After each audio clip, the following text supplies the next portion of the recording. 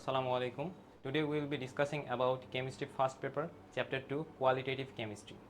Before starting the chapter, I want to say that what are the things that we are going to learn in this chapter. First of all, we will be talking about the discovery of electron, the discovery of proton, the discovery of neutron, and the orbits and the orbitals. The things that we see all around us is composed of atoms, and inside the atoms there is electron, and electron is revolving around the nucleus by a specific way which we called orbit, and orbits have even subdivisions called orbitals. And all of these things were not discovered in a single day. It took so many years, so many efforts, and so many persons to discover all of these things. First of all, we'll be talking about the discovery of electron. In the year 1897, the scientist named J.J. Thomson, he took the initiative to discover the electrons which are present inside of the atom we see in every object. First of all, he did the cathode ray test.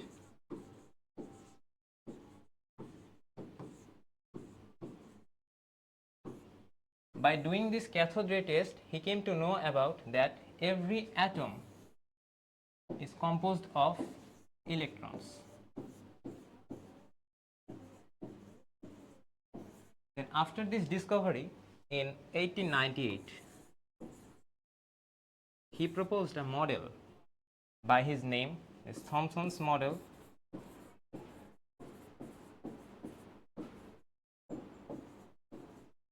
or another name is plum pudding model.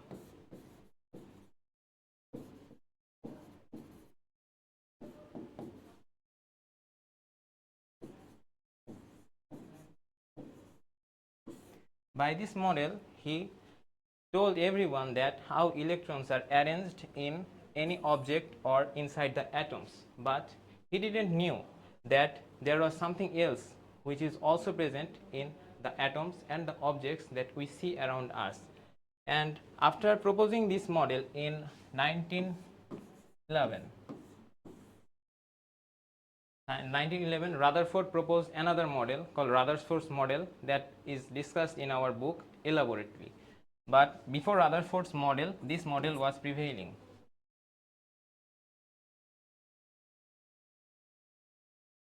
Now we will be talking about Rutherford's model. Before telling about Rutherford's model, let us match the things that we have told with our book. In 1897, cathode ray test by Sir J.J. Thomson, he discovered electron as the fundamental particle of the atoms. Then after the discovery of Sir J.J. Thomson, Rutherford's atomic model was discovered in 1911. Now let's talk about Rutherford's atomic model. In Rutherford's atomic model, he discovered several things, the things that we will be seeing now in the book. He told that alpha particle is a double positively charged helium nucleus. We have to remember the configuration of the alpha particle. It is the helium nucleus with +2 charge. It is called alpha particle. We have to remember that. And we have to also remember the first line, that Rutherford's alpha particle scattering experiment nucleus discovery. Teachers always look for the big lines, and as these lines are always highlighted, they make questions from these type of lines, and we always escape these lines and we did the mistakes in the exams. And after reading this line, you will read about that what are the things that Rutherford used during his experiment in discovering the nucleus. He took a gold foil and he emitted some rays to the electron, and all of the rays crossed the atom, but some of the rays deflected the atom. And by this incident, he came to know that there is something inside this atom which is very heavy in mass, that is reflecting the rays which is coming from outside. And by this incident, he came to know that there is something else inside the atom except the electrons. And by this way, he discovered the nucleus, which is deflecting the rays from the inside of that atom. And what are the things that he used in his experiment? He used alpha particles emitting from the radioactive substance like radium. The rays that I was talking about, which was emitting like this way, and then very thin gold foil of 0.0004. One will give a point, then we will give 4 zeros, then we will give 4 centimeter. We have to remember the unit. Then the thing that he used is the screen covered with the zinc sulfide. And these are the things that are important for our MCQ exam. Then description of the experiment. Rutherford used fast moving alpha particle as bullets which he fired at very thin 0.404 centimeter sheet of gold atoms he placed in the circular skin covered with zinc sulfate and the gold foil.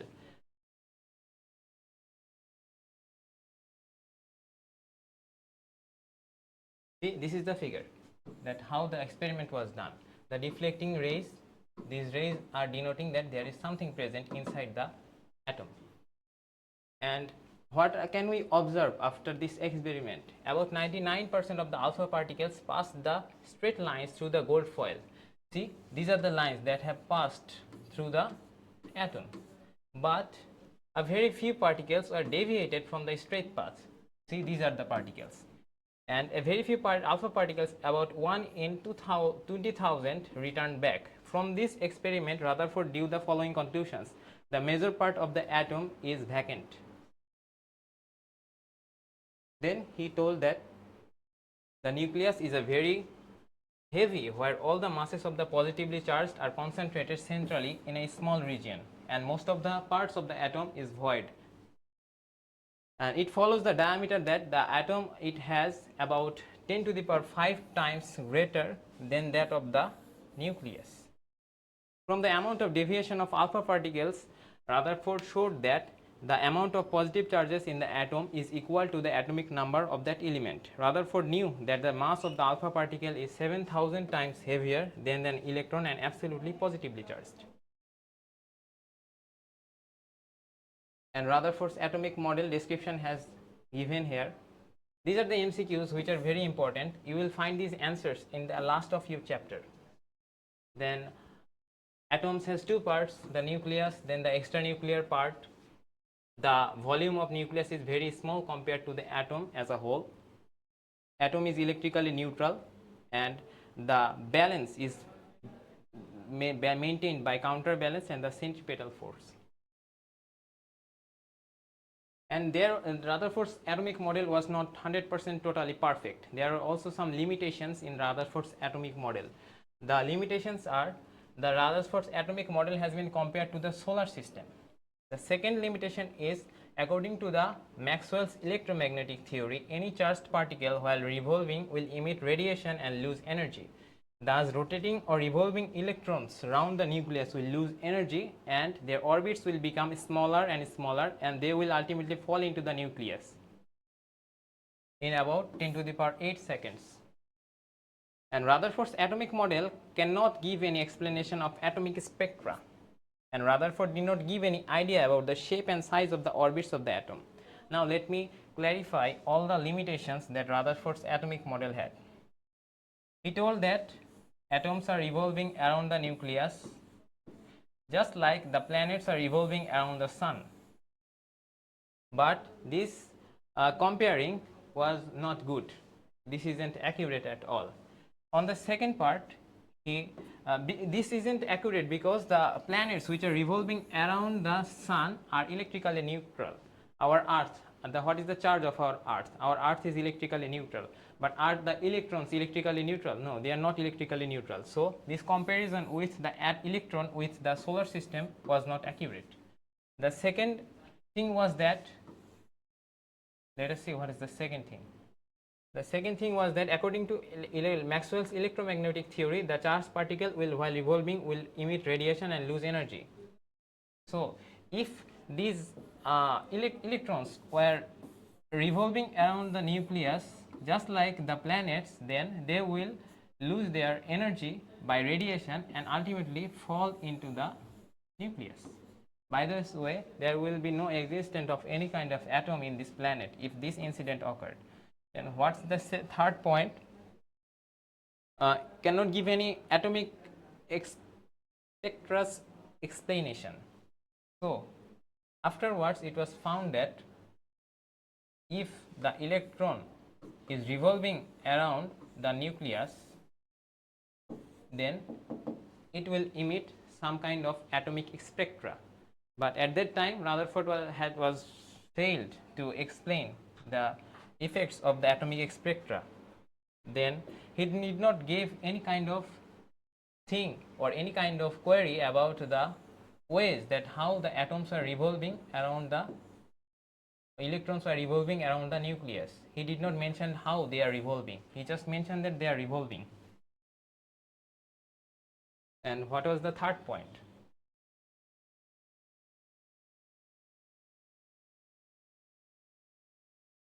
So there was no explanation about the rotation of many electrons in the orbit of Rutherford's atomic model. And this model was discovered in 1911. Then after this, in 1913, Rutherford's own student Niels Bohr, in 1913, he proposed a famous atomic model which not only described the new structure of an atom but also eliminated the limitations of Rutherford's atomic model. So the limitations that Rutherford's atomic model had, just like no specific information about the orbits or the solar system model, that their electrons are charged but planets are not charged, then how they are revolving. Then the Maxwell's Planck theory that if they rotate around the nucleus, then they will lose their energy by radiation and finally they will fall into the nucleus. All of these limitations, all of them not were solved, but some of them were solved, and this atomic model of Bohr gave some new ideas about the atoms and their way of path of revolving. Let's see. According to Bohr's atomic model, three postulates of Bohr's atomic model were given. The concept of stationary object or orbit or energy level. In Rutherford's atomic model, there were no concept about the orbits. Then concept of angular momentum of the electrons. In Rutherford's model, this was also meeting. Then the concept of origin of atomic spectral lines. This was also missing in Rutherford's atomic model. So let's explain. According to Bohr, the electrons rotate in a definite circular paths or orbits containing definite energy around the nucleus. During the rotation of these electrons will follow the rule of physics. So long the electron and the electrons will remain in a definite orbit and it will not absorb or radiate any kind of energy. These circular paths are known as stationary orbit or energy level of the electrons. So the definition of orbit can also be derived from here. Then the concept of angular momentum. The permissible orbits or the energy levels are those for which angular momentum of the revolving electrons are integral multiple of h by 2 pi. The angular momentum is mvr is equal to nh by 2 pi. Here h is the Planck's constant and m is the mass of an electron, v is the linear velocity of the electron, r is the radius of the orbit, vr is the angular velocity, and n is the number of the representative numbers of the orbit, and h is the Planck's constant, as I have mentioned earlier. There is a value of Planck's constant which is very much important. Then the concept of atomic spectra. When an electron is revolving around the nucleus, there is not only one orbit, there are several orbits. This is orbit number 1 and this is orbit number 2. And if the electron moves from orbit 1 to orbit 2, then it will absorb energy. And if it moves from orbit 2 to orbit 1, then it will release energy. And while doing this, they will radiate some kind of atomic spectra, and this is denoted by this formula, del E is equal to E1 minus E2 is equal to HV. So when going from lower place to higher place, we will need more energy if we consider this incident with our practical life, and this is also implied in this situation. When the electron is moving from the lower orbit to the higher orbit, it is absorbing energy, and when it is moving from higher to lower, then it is radiating energy, and this radiation and absorption of energy emits our atomic spectral lines. So these were the three things that we have learned from Bohr's atomic model. The concept of stationary orbit, the concept of atomic spectra and the angular momentum mvr is equal to nh by 2 pi. Now we will also see the limitations of Bohr's atomic model. See, this model was not also 100% accurate. There are also some limitations in Bohr's atomic model. So let's see the limitations. Bohr's atomic model can explain spectral lines of H atom and ions in one electron like helium and lithium ions. So when we were discussing about this incident, there are only one electron, there is only one electron, but all the atoms in this world doesn't contain only one atom. There are several electrons rotating around the nucleus in every kind of atoms. So whenever there is more than one electron, this incident is not explained in such a way. So this is one kind of limitation. The second limitation is, according to Bohr's atomic model, when electron jumps from one energy level to another level, the single line in its spectrum is supposed to appear. But when a spectrograph is developed with resolving power, two or more lines are very closely observed. Bohr's atomic model cannot explain the multiple lines in this atomic spectrum.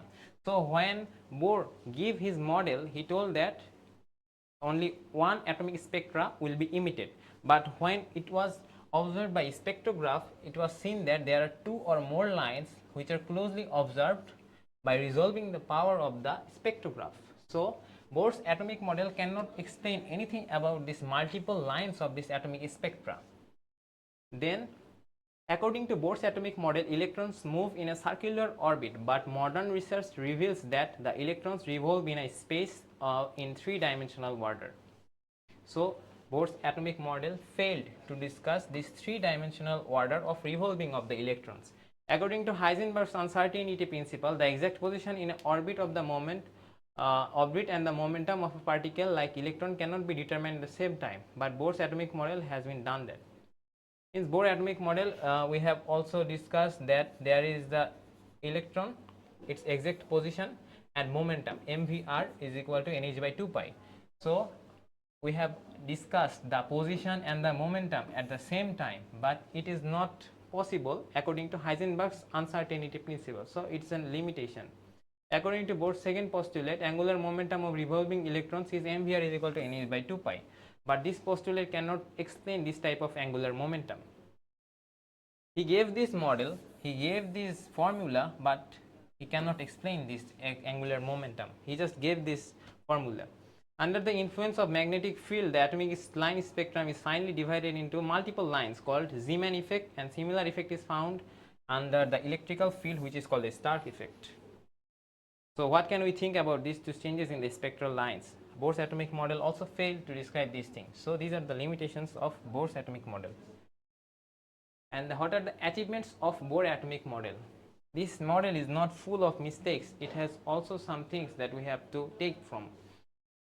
It has mentioned the stability of the Bohr's atomic model. The postulate of Bohr's atomic model, moving electron does not lose energy till there is a definite orbit. Then Bohr's atomic model can explain hydrogen spectrum successfully. So this is an achievement. No one was able to discover it before Bohr. Bohr determined the radius of the first orbit of the hydrogen atom. This is known as Bohr's radius. This information is very much important for our medical admission test, that the value of the Bohr's radius is 5.292 into 10 to the power minus 11 meters. Then there is another constant value, that is Rydberg's constant, 10.9737 centimeter inverse 1. And if we convert it in the centimeter, then this value comes. So these are all about the achievements of the Bohr's atomic model. Then they have compared the Bohr's atomic model with Rutherford's atomic model. Rutherford's atomic model is based upon the observation of alpha particle scattering experiment and solar system phenomenon. In Rutherford's atomic model, the shape and size of the orbit are not defined, but Bohr's atomic model accepts the existence of the central atomic nucleus and adds quantum theory of radiation of Planck and Einstein. So the quantum theory was discovered by Planck actually, and the many modifications and other things of this theory was done by the Albert Einstein scientist. And that's why you will see whenever this quantum theory word is written, Planck and Einstein, both of their name is written, but mainly Planck gave this theory and Einstein gave some modifications regarding this theory. So Planck is the father of this theory, you can say. In Rutherford's atomic model, the number and the shape of the orbit are not defined, but in Bohr there is defined. In Rutherford's atomic model, the stability is due to the electrostatic attraction between the nuclear and centripetal force and extranuclear centrifugal force. On the other hand, Bohr's atomic model stability due to the existence of some quantized stationary orbits created by the nucleus and evolving quantized electrons in these orbits. Then the limitations of Bohr's atomic model, we don't need these things for our admission test. We'll be focusing on those things only that we have to answer in the medical admission test, because the details of this chapter we have already read in HSC exam and academic syllabus. On returning back to the lower energy level, the energy radius is del E is equal to E2 minus E1. So this is all about the Bohr's atomic model. Then we have some series: Lyman series, Balmer series, Paschen series, and Brackett series and Pfund series, and there is another series which is called Humphreys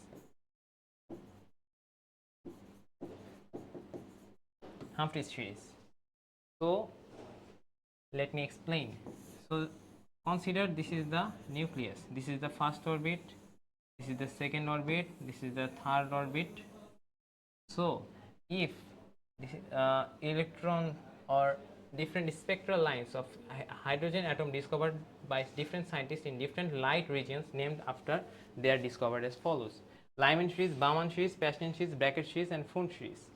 And when the lower level electron is n is equal to 1, n is equal to 2, n is equal to 3, n is equal to 4, n is equal to 5, when it will come to the first orbit, that is n is equal to 1, then no matter where it has came from, it will be Lyman series because it has ended in n1. And if it ends in n2, it will be Balmer series. If it ends in n3, it will be Paschen series. And if it ends in n4, it will be Brackett series. N5, Pfund series, and n6, it is Humphreys series. And we'll also only focus on which it has ended, because depending on this ending point, there is a naming. And we will also use these values, but these values don't play any significant role on naming the series. And I'm telling that the Balmer series was discovered first, and then the Lyman series was discovered. Lyman series, though it is n is equal to 1, but it was discovered later. First of all, Balmer series was discovered. Then there is nothing in these chapters. These are the maths that we don't need for medical admission test.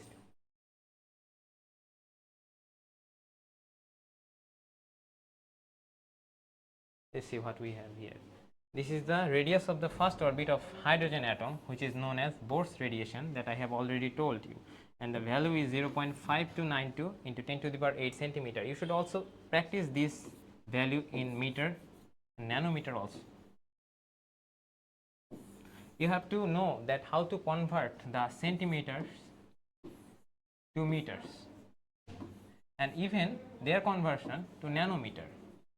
When it is written in a straight way, it is very much easy, but when it is written in this way by giving to the power, then it is quite bit tricky. You should practice, then it will become easy. Then we have this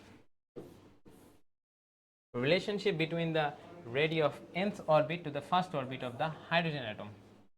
So we need this equation: Rn is equal to R1 into n square. This equation gives the relationship between the radii and the nth orbit and the first orbit of the hydrogen atom. And to calculate the velocity of revolving electron in the nth orbit, we have discovered the first orbit. Now we will discover about the velocity of revolving electron which is moving in a speed. We will discover its velocity by which formula? There is a formula here, this formula. Vn is equal to V1 into 1 by n, and Vn is equal to n into Vn. By using this formula, we can calculate the velocity of a revolving electron. Then comes the total energy of revolving electron. For this, we will use this equation. There is an equation here, this equation. We will follow mainly this equation for measuring the energy.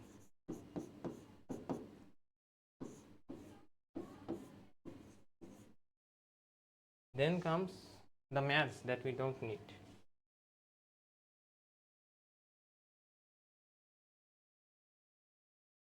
So first of all, we have discussed about the Thomson's model, then we have discussed about Rutherford's model, then we have discussed about Bohr's model. But all of these models were not sufficient enough to say everything about how atoms are revolving, electrons are revolving around the nucleus. So wave mechanical model of atom and Schrodinger's equation, and lastly the quantum theory that we have told that the Planck and Einstein's names are related to that, and de Broglie's equation. All of this made the things perfect. First of all, it was not that much perfect. So what has de Broglie said about these things? In Bohr's atomic model, electron is treated only as a moving particle. In 1924, Louis de Broglie put forward to a theory that the moving electrons passes the characteristics of both particle and wave. So this incident is known as wave particle duality.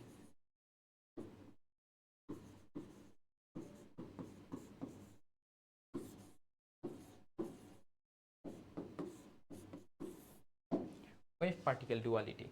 So sometimes the electron can act as a wave and sometimes the electron can act as a particle.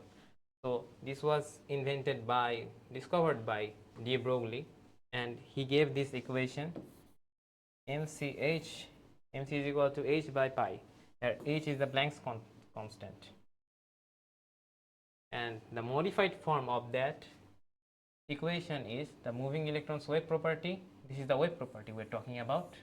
This lambda is equal to h by m by v, m into v, and electron microscope was made by this equation. This is a very important MCQ for medical admission test, that by following which equation electron microscope was made. By following the de Broglie's equation, that is the wave property lambda is equal to h by mv, which is the Planck's constant, and we have made this invented microscope, electron microscope. Then there is the explanation. We don't need this explanation right now. Bohr electron moving in different orbits creates multiple and complete waves of integral n number, which is equal to the principal quantum number. So this means that if the electron is in nth orbital, then it will have n number of complete waves. So suppose the electron is in number 4 orbit. The electron is number 4 orbit. So how many complete waves will the electron give? It will also give 4 complete waves. This thing is said in this line, that the Bohr electron moving in a particle of orbits creates complete waves of integral n number, which is equal to the principal quantum number of the orbits. So no matter what orbit the electron is in, it will create the complete wave just corresponding to that number. Heisenberg's uncertainty principle. In a general view, a moving particle has a definite location at any constant, whereas a wave is spread out in its wave. Werner Heisenberg's uncertainty principle says that it is impossible to know the exact position and momentum of the particle at the same time. The mistake that Bohr's postulate had, the limitation that Bohr's postulate had, that we said that MVR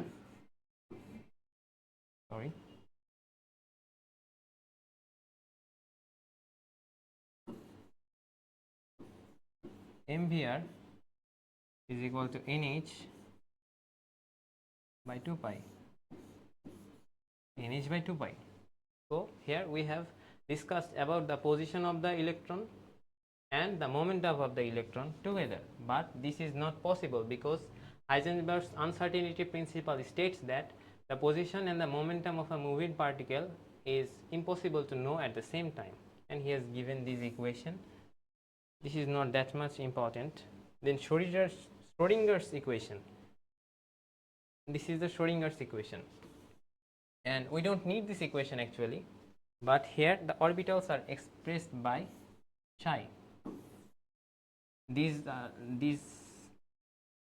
symbols are called psi, and if we see closely, then we will see that the power is square, so it's a double powered equation. These were all about the Schrodinger's equation.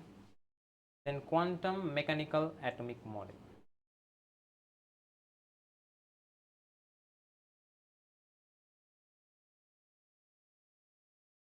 So there is a important information that there is maximum probability of finding electron charge cloud 90 to 95% is called orbital. That means the place where there is a possibility of finding electron is 90 to 95%, that place is called orbital. This makes a good definition of the orbital. Now we will be talking about the quantum numbers, different suborbits and their electrical capacities. There are 4 correlated numbers which are called the quantum numbers. Principal quantum number, azimuthal or subsidiary quantum number, magnetic quantum number and spin quantum number, and they are denoted by N, L, M and S respectively. There are so many important MCQs from these topics. Principal quantum number, the quantum number that expresses the main energy level in which the electrons are moving around in the nucleus is called the principal quantum number. And principal quantum number is sometimes denoted as K, L, M and O. K for 1, L for 2, M for 3, N for 4, O for 5. See, these are the numbers. The maximum number of electrons which can rotate in each particular orbit is given by 2n square. So that means if this is one orbit, so say this is the K orbit or first orbit, then what will be the maximum number of electrons rotating around this orbit? It will be 2n square. So 2 and the value is 1, so it is 2. And what will be the number of electron revolving in n? We have to memorize that what stands for what. K for 1, L for 2, M for 3, N for 4 and O for 5. Then the MCQ will be given in such a way that what is the number of maximum number of electrons revolving around n. So what is the value of n? The value of n is 4. So we will put the value of 4 into n square. We will get 4 square is equal to 16, and the number of maximum electrons is 32. MCQs will come in this way.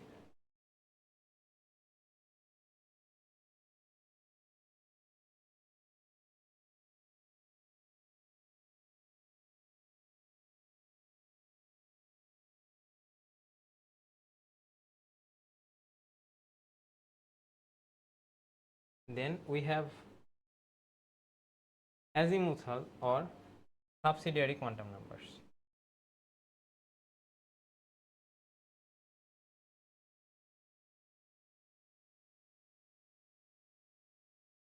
Azimuthals or subsidiary quantum numbers. So they are below the principal quantum number. Then the magnetic quantum number, which is denoted by M, and the spin quantum number, which is denoted by S. So there is a chart in the book which says about that what are the significance of these numbers.